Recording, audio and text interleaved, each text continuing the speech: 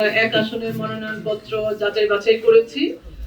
এক আসনে ৩ জন প্রার্থী তাদের মনোনয়নপত্র দাখিল করেছিলেন। জনাব মির্জা ফখরুল ইসলাম আলমগীর বাংলাদেশ জাতীয়তাবাদী দল, জনাব দেলোয়ার হোসেন বাংলাদেশ জামায়াতে ইসলামী, জনাব মোহাম্মদ খাদেমুল ইসলাম ইসলামী আন্দোলন বাংলাদেশ।